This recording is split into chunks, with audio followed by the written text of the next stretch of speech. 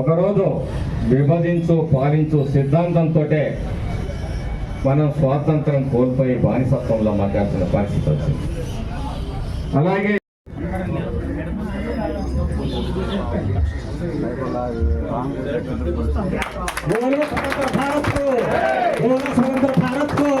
महात्मा गांधी की मातरम वंदे मातरम।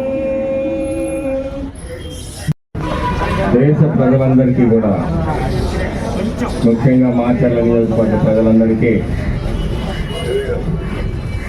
78వ స్వాతంత్ర దినోత్సవ శుభాకాంక్షలు.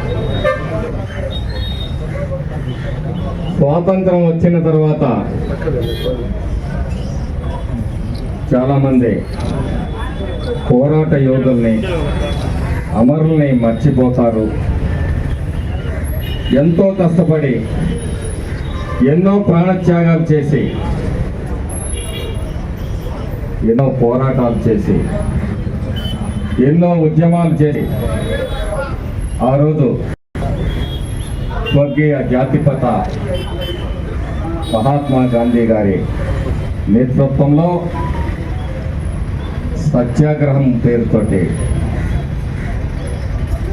మరి అహింసావాదంతో